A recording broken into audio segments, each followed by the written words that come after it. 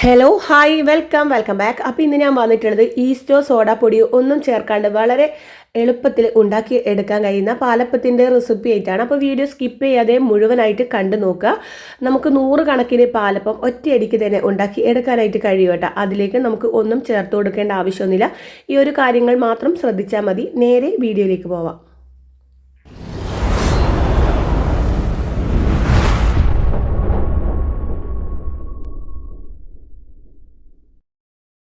ആദ്യം തന്നെ ഒരു ബൗളിലേക്ക് 2 കപ്പ് പച്ചരി നന്നായിട്ട് കുതിർത്ത് വെച്ച് കഴുകി എടുത്തിട്ടുള്ളതാണ് കേട്ടോ. അപ്പോൾ അതിൻ്റെ വെള്ളമൊക്കെ കളഞ്ഞിട്ട് വെച്ചിട്ടുള്ളതാണ്.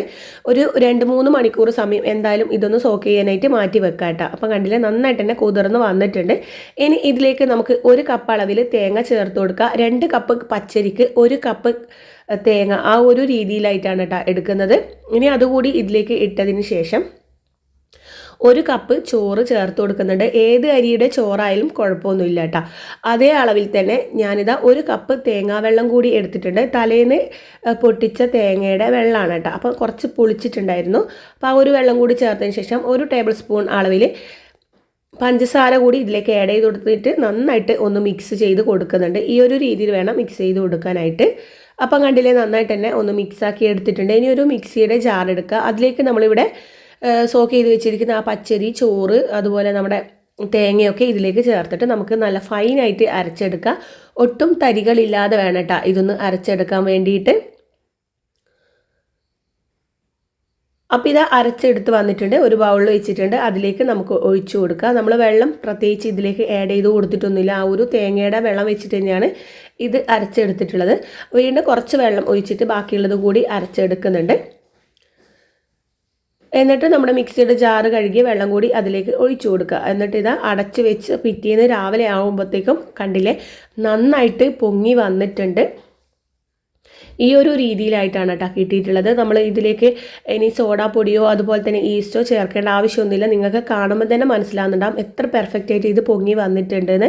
അപ്പോൾ നമുക്ക് ഈ ഒരു രീതിയിൽ അപ്പം ചുട്ടെടുക്കാം. നമുക്ക് വേറെ ഒരു സൈഡ് എഫക്റ്റും ഒന്നും വരികയില്ല. ഗ്യാസിൻ്റെ ഒന്നും യാതൊരു പ്രോബ്ലവും വരില്ല. അപ്പോൾ നിങ്ങളെല്ലാവരും ഈ ഒരു രീതിയിൽ ഒന്ന് തയ്യാറാക്കി നോക്കുക.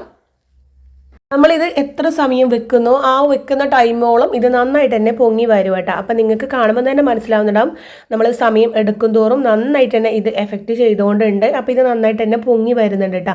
അപ്പോൾ നമുക്ക് കാറ്ററിംഗ് ആയിട്ടാണെങ്കിലും അതുപോലെ തന്നെ നമുക്ക് ഏതെങ്കിലും പരിപാടിക്കൊക്കെ ഉണ്ടാക്കി കൊടുക്കാനാണെങ്കിലും ഈ ഒരു രീതിയിൽ ചെയ്ത് കൊടുത്താൽ മതി കേട്ടോ. നമുക്ക് വളരെ പെർഫെക്റ്റ് ആയിട്ട് തന്നെ അപ്പം ചുട്ടെടുക്കാനും കഴിയും. നല്ല സോപ്പ് പതയൊക്കെ പതഞ്ഞ് പൊങ്ങി വന്ന ആ ഒരു രീതിയിൽ തന്നെ നമുക്കിത് കിട്ടുകയും ചെയ്യും കേട്ടോ.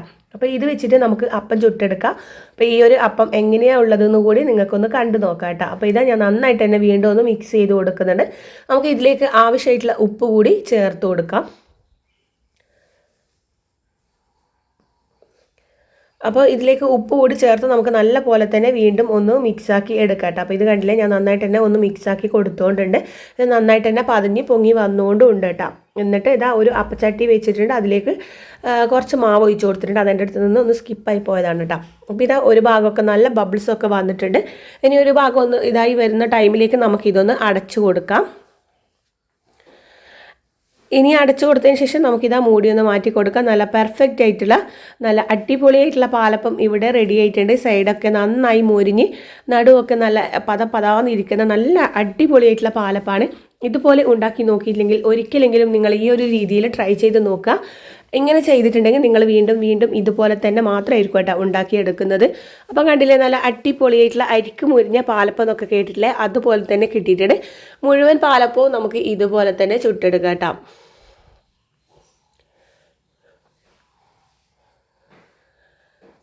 മുഴുവനും പാലപ്പം ഞാനിവിടെ ചുട്ടെടുത്തിട്ടുണ്ട്. എനിക്കൊരു 10-25ഓളം പാലപ്പം ഇവിടെ റെഡിയാക്കാനായിട്ട് കഴിഞ്ഞിട്ടുണ്ട് കേട്ടോ. അപ്പോൾ നമുക്ക് കാറ്ററിംഗ് ഒക്കെ ആക്കിയിട്ട് ചെയ്തു കൊടുക്കാനും വളരെ എളുപ്പമാണ്. ഞാൻ അങ്ങനെ ചെയ്തു കൊടുക്കാറുണ്ട്. അപ്പോൾ എല്ലാവരും ട്രൈ ആക്കിയതിന് ശേഷം കമൻറ്റ് ബോക്സിൽ കമൻറ്റ് അറിയിക്കുക. ഇതുപോലെ പാലപ്പത്തിൻ്റെ റെസിപ്പി ഞാൻ മുമ്പ് എൻ്റെ ചാനലിൽ അപ്ലോഡ് ചെയ്തിട്ടുണ്ട്. വളരെ എളുപ്പത്തിൽ ഉണ്ടാക്കിയെടുക്കാൻ കഴിയുന്നത്. അപ്പോൾ നിങ്ങൾ അത് കണ്ടിട്ടില്ലെങ്കിൽ അതുകൂടി കണ്ടു നോക്കുക. പുതുതായിട്ട് കാണുന്ന വ്യൂവേഴ്സ് ആരെങ്കിലും ഉണ്ടെങ്കിൽ സബ്സ്ക്രൈബ് ചെയ്യാതെയാണ് കാണുന്നുണ്ടെങ്കിൽ ഒന്ന് സബ്സ്ക്രൈബ് കൂടി ചെയ്ത് സപ്പോർട്ട് കൂടി ചെയ്യുക. നിങ്ങളുടെ വിലയേറിയ അഭിപ്രായങ്ങളൊക്കെ അറിയിക്കാനും മറക്കല്ലേ. ഇതുപോലുള്ള നല്ല നല്ല വ്യത്യസ്തമായിട്ടുള്ള വീഡിയോ ആയിട്ട് നമുക്ക് വീണ്ടും കാണാം. അപ്പോൾ നിങ്ങളെല്ലാവരും ട്രൈ ആക്കിയതിന് ശേഷം കമൻറ്റ് ബോക്സിൽ കമൻറ്റ് അറിയിക്കുക. അപ്പോൾ ഞാനിതൊന്ന് മുറിച്ചിട്ട് കൂടി കാണിച്ചു തരാം കേട്ടോ. അത്രത്തോളം സോഫ്റ്റ് ആയിട്ടുള്ള നല്ല അടിപൊളിയായിട്ടുള്ള പാലപ്പം തന്നെയാണ്.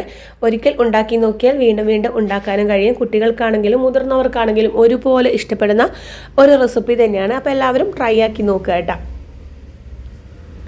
നമുക്ക് ഇതിൻ്റെ കൂടെ ആയിട്ട് ചിക്കൻ കറി, കുറുമ കറി, അതുപോലെ നമ്മുടെ വെജിറ്റബിൾ കറിയൊക്കെ അടിപൊളി കോമ്പിനേഷനാണ്.